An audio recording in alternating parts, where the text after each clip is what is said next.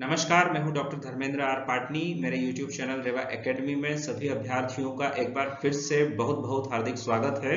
समाजशास्त्र with Rewa academy series के पहले वीडियो में हमने समाजशास्त्र के परिचय के बारे में जानकारी प्राप्त की थी। सीरीज के इस दूसरे वीडियो में हमारा आज का टॉपिक है समाजशास्त्र का क्षेत्र। तो आइए हम जानने की कोशिश करते हैं समाजशास्त्र के क्षेत्र से क्या अभिप्राय है, समाजशास्त्र के क्षेत्र का क्या अर्थ होता है। किसी भी विषय के क्षेत्र से अभिप्राय उस संभावित सीमा से होता है जिस संभावित सीमा तक उस विषय का अधिक से अधिक अध्ययन किया जा सके, या फिर उस संभावित सीमा तक ही उस विषय का फैलाव होता है। समाजशास्त्र के अंतर्गत समाजशास्त्री इंगल्स ने स्पष्ट रूप से उल्लेख किया है कि समाजशास्त्र सामाजिक संबंधों का अध्ययन करता है और सामाजिक संबंधों की प्रकृति परिवर्तित होते रहने की होती है। अर्थात समाजशास्त्र निरंतर बदलने वाले या परिवर्तित होने वाले सामाजिक संबंधों का अध्ययन करता है। इसलिए समाजशास्त्र की न तो कोई सीमा निर्धारित की जा सकती है और न ही उसके विषय क्षेत्र को स्पष्ट रूप से परिभाषित किया जा सकता है। अलग अलग विद्वानों के द्वारा दी गई व्याख्याओं के आधार पर समाजशास्त्र के अंतर्गत समाजशास्त्र के क्षेत्र को दो भागों में विभाजित किया गया है। भाग एक का नाम स्वरूपात्मक संप्रदाय है, जिसे विशिष्टात्मक संप्रदाय के नाम से भी जाना जाता है। अंग्रेजी में इस स्कूल को फॉर्मल स्कूल या सोशलिस्टिक स्कूल या फिर पर्टिकुलरिस्टिक स्कूल के नाम से भी जाना जाता है। समाजशास्त्र के क्षेत्र का दूसरा भाग समन्वयात्मक संप्रदाय के नाम से जाना जाता है, जिसे अंग्रेजी में सिंथेटिक स्कूल कहते हैं।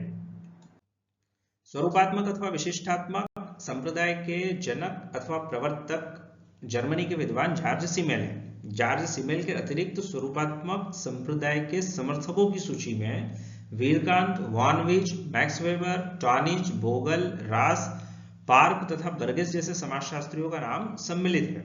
स्वरूपात्मक अथवा विशिष्टात्मक संप्रदाय का स्पष्ट मत है कि समाजशास्त्र एक विशिष्ट विज्ञान है और समाजशास्त्र को एक विशिष्ट विज्ञान के रूप में ही स्थापित किया जाना चाहिए।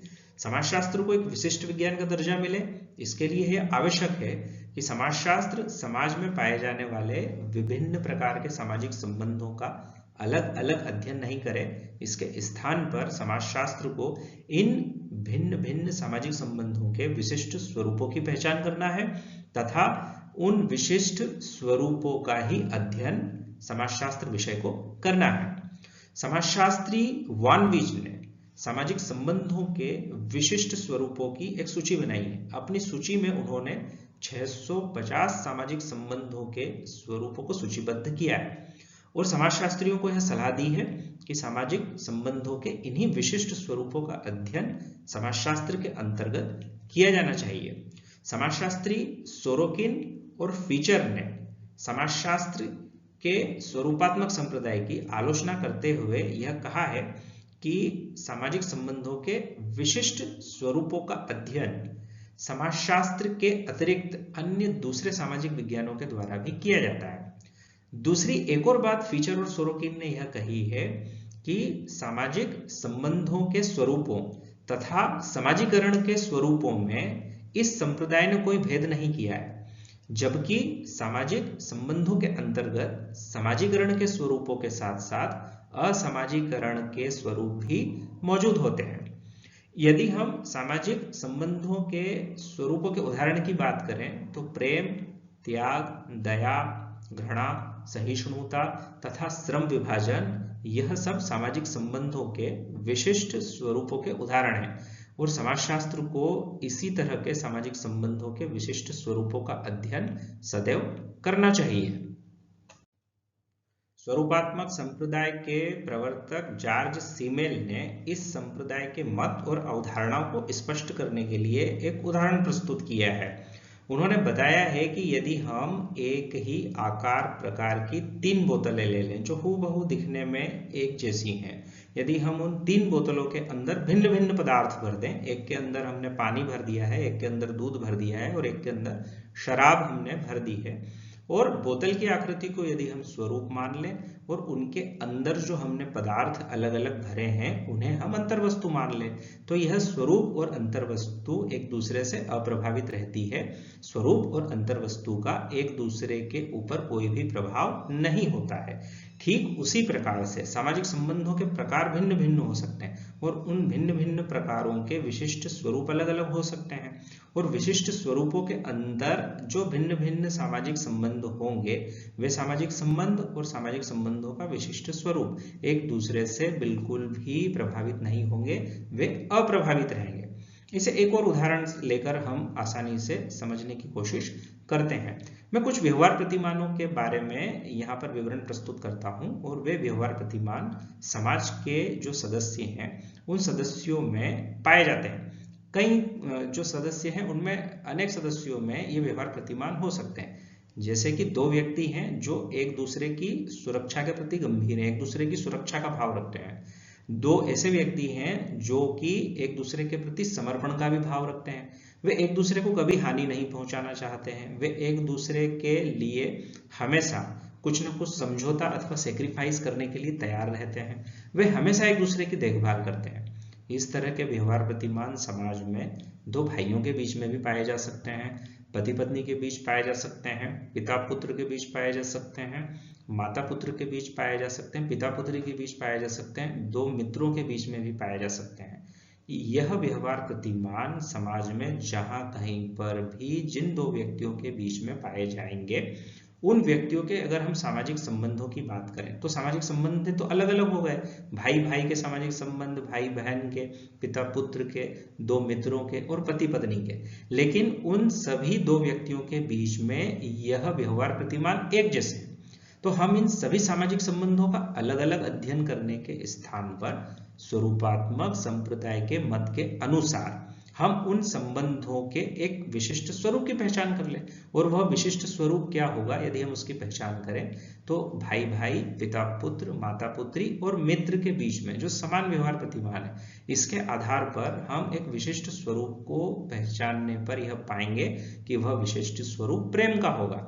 और समाजशास्त्रियों को फिर भाई भाई के बीच के संबंध, माता पुत्र के बीच के संबंध, पिता पुत्री के बीच के संबंध या दो मित्रों के बीच के संबंधों का अलग अलग अध्ययन करने के स्थान पर प्रेम के विशिष्ट स्वरूप के अध्ययन पर अपना ध्यान केंद्रित करना चाहिए।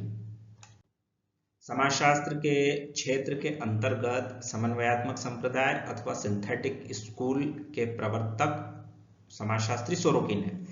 समाजशास्त्री सोरोकिन के अतिरिक्त समन्वयात्मक संप्रदाय के समर्थकों की सूची में इमाइल दुर्खिम, हाबहाउस, गिन्सबर्ग, वार्ड तथा मोटवानी जैसे समाजशास्त्रियों का नाम शामिल है।